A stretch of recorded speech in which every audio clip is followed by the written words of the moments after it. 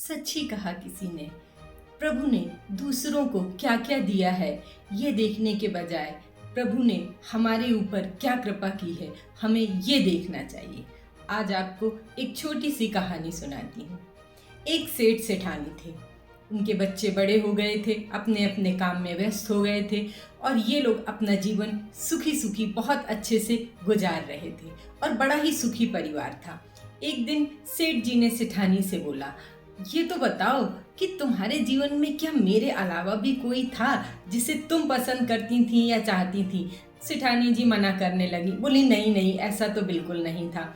तो सेठानी ने कहा, आप भी तो बताइए, क्या आपके जीवन में ऐसा कोई था जिसको आप बहुत पसंद करते थे या आप ये चाहते थे कि वो हमारे जीवन में आ जाए और नहीं हुआ हो और आपके दिल में मलाल हो। पहले तो दोनों ने एक दूसरे को मना करते रहे, लेकिन चूंकि वो उम्र के इस पड़ाव पे थे कि उन्होंने इस चीज को बड़े ही मजाक के उसमें लिया और उन्होंने कहा अब तो हमें जीवन के सत्य बता ही देना चाहिए, क्योंकि अब तो हमारे जीवन का अंतिम पड़ाव चल रहा है। सेठ जी ने कहा, चलो सेठानी बताते हैं, तो सुनो। हाँ, हमारे ही मोहल्ले में एक बड़ी ही खूबसूरत सी लड़की रहती थी। उसका नाम जो था राधा था और मैं हमेशा ये चाहता था कि मेरा विवाह इससे हो जाए या ये मुझसे बोले ये कितनी खूबसूरत है, कितनी अच्छी है, ये मेरे जीवन में आ जाए। लेकिन ऐसा नहीं हुआ। तुमसे विवाह हो गया और फिर जीवन चल निकला।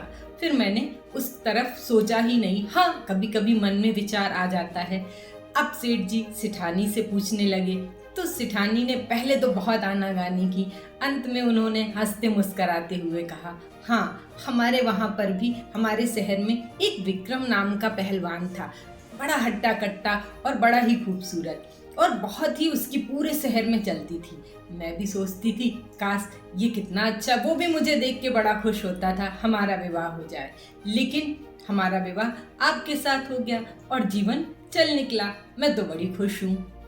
ठीक है, सेठ जी ने कहा, चलो ऐसा करते हैं, आज हम उन लोगों को ढूंढते हैं। सबसे पहले वो गए और उन्होंने अपनी गाड़ी उठाई, सेठानी को बिठाया और सेठानी के मायके की तरफ चल दिए। वो उस शहर में पहुंचे और लोगों से पता किया उन्होंने, चूंकि उनकी अच्छी खासी पहचान थी कि भाई जो यहाँ इतने वर्ष पहले विक्रम नाम का एक पहलवान हुआ करता था वो आजकल कहाँ है। पूछते पाछते उन्हें पता पड़ा कि वो उनके गांव में खेती के वो था, वो वहाँ पे आजकल रहने लगा है। सेठानी मना करती रही, लेकिन वो सेठानी को लेकर उस जगह पे गए और उन्होंने देखा कि एक खेत था, वहाँ पे एक आदमी बैठा हुआ था, काफी दुबला पतला बूढ़ा सा दिख रहा था। सेठ जी उसके पास गए और उन्होंने पूछा, भैया आपका नाम ही विक्रम है?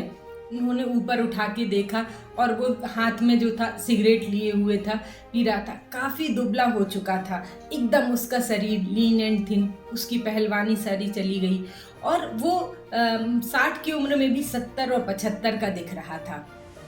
सेठानी ने उसको देखा तो सेठानी की आंखें खुली रह गईं।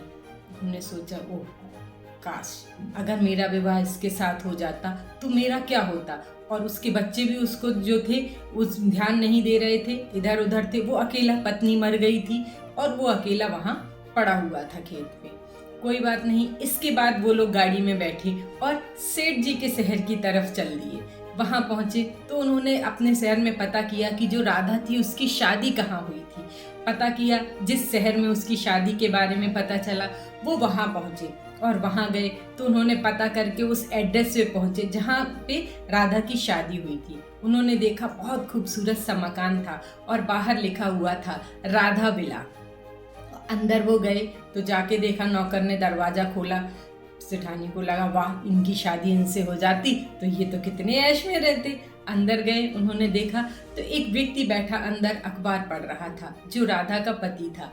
उन्होंने उससे पूछा, बातचीत की। जब उन्होंने राधा का नाम लिया तो वो थोड़ी गंभीर हो गए। उन्होंने कहा, उसकी तो 10 साल पहले ही मृत्यु हो चुकी है और बच्चे मेरे दोनों विदेश चले गए। मैं यहाँ अकेले ही गुमनामी का अपना जीवन व्यतीत कर रहा हूँ। दोनों सेठ सेठानी वापस आए और गाड़ी में बैठ गए। विचार करते जा रहे थे अपने मन में। सेठ जी सोच रहे थे, अगर मेरे मन में जो चाह थी, तड़प थी, अगर मेरा विवाह राधा से हो जाता तो वो तो आज से 10 साल पहले ही मर जाती और उसके बच्चे भी फिर उसके भाग्य में ये था तो छोड़ के चले जाते। तो आज मैं यूं ही अकेला, जो आज मैं अपनी पत्नी के साथ घूम रहा हूँ, हंसी हूँ, खुश हूँ और मैं इतना अपने आप को भाग्यशाली समझता हूँ, ऐसा ना होता। और उसकी पत्नी जो थी वो मन ही मन सोच रही थी कि मैं ये चाहती थी कि मेरा विवाह विक्रम से हो जाए।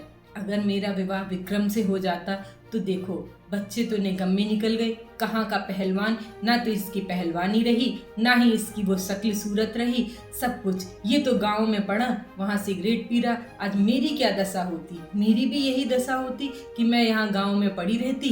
मैं कितनी भाग्यशाली हूँ कि प्रभु ने मेरे लिए कितना अच्छा किया। बिल्कुल सही बात है। हमें जिन चीज़ों का मलाल होता है, जब हम कभी उन चीज़ों की तरफ पीछे पलट कर देखते हैं या करते हैं, तो हमें ये देखते हैं कि प्रभु हमारे लिए जो भी करता है अच्छा ही करता है। इसीलिए तो कहा जाता है कि हुई वही जो राम रचि राखा, को करि तर्क बढ़ावई शाखा। हमें किन्हीं भी चीज़ों पर ज़्यादा वो नहीं करना चाहिए, क्योंकि हमारे लिए प्रभु जो भी करेंगे वो अच्छा ही करेंगे। हमारे भाग्य में जो कुछ भी होगा वो हमें प्रभु के माध्यम से इसी तरीके से प्राप्त होगा। और प्रभु कभी भी अपने भक्तों का, अपने बच्चों का बुरा नहीं चाह सकते। थी तो बहुत छोटी सी कहानी, लेकिन हर किसी को एक बार अपने अतीत में ले जाएगी और फिर वर्तमान में लेके आएगी। जब हम तुलना करेंगे तो हम ये देखेंगे कि हम अपने जीवन में आज प्रभु ने हमारे लिए जो किया है वर्तमान में, वो बहुत अच्छा है और हम बहुत सुखी हैं। यदि कहीं हम अपने मन का प्राप्त करते तो या तो दुखी होते या हम बहुत परेशान होते। फिर मिलेंगे एक नई सोच, एक नई कहानी के साथ। मैं नीलम।